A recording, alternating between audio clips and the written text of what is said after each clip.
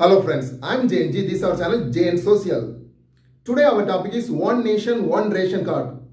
As we all know, the poor people from various states of India are getting minimum basic requirements of food grains from their respective states from the ration shop or fair shop via the public distribution system.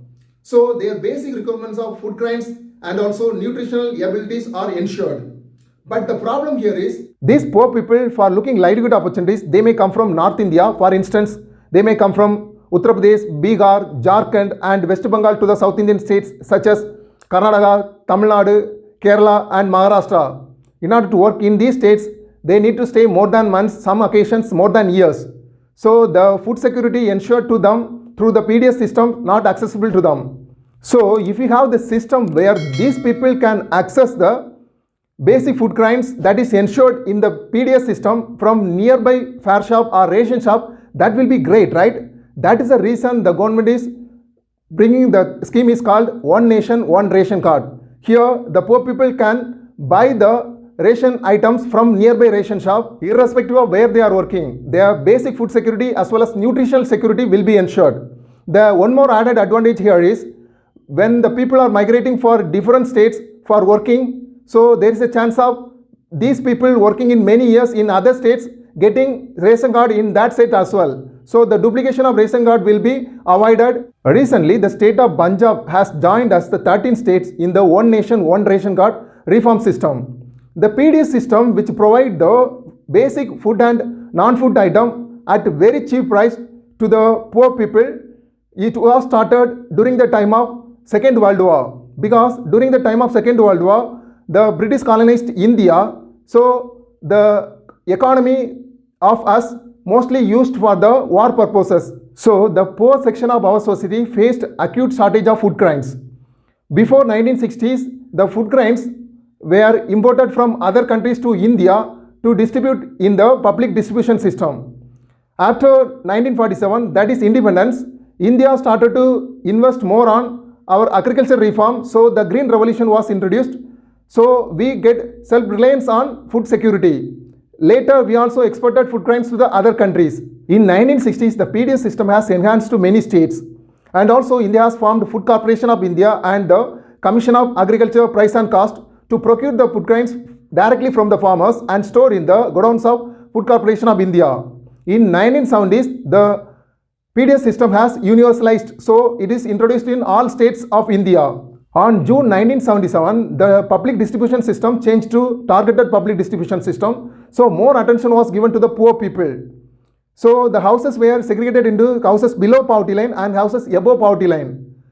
The targeted PDS system in India is controlled by the Ministry of Consumer Affairs and it is managed by both central and state governments. The main responsibility of central government is to procure the food grains locally from the farmers and store in the Food Corporation of India godowns in various states. Then the states buy these food grains from the Food Corporation of India and distribute to the fair shop or ration shop. Then identify right beneficiaries and provide them ration cards. The challenges in the public distribution system include the corruption and the hoarding of public food grains and selling in the black market. There are other challenges as well. In order to reduce the corruption in the ration shop, government has introduced digital balance for weighing the food grains. And also, whenever we buy the food item from the ration shop, we have to put our signature or put our thumb impression. And also, we will get digital message notification through the registered number for the food items that we purchased from the fair shop.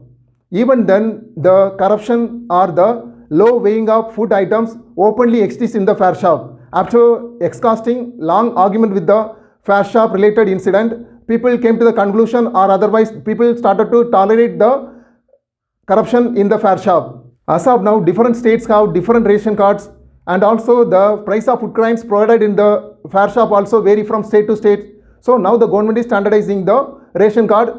The languages which are used in the ration card need to be the regional languages as well as Hindi or English.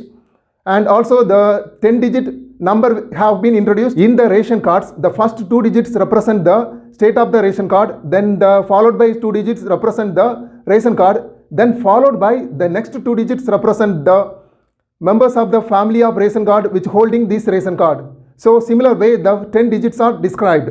Okay friends, what do you think about this video? Do you think that one nation, one ration is the best option to ensure minimum food and nutrition to the poor people irrespective of their state?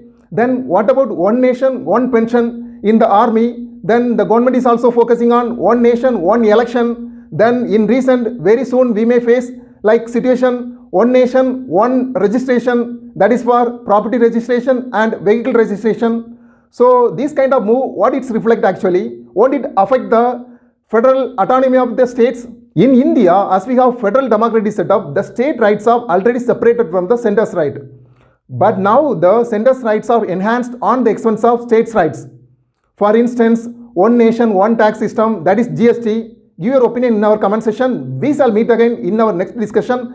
Until then, take care. Love you all. Bye bye.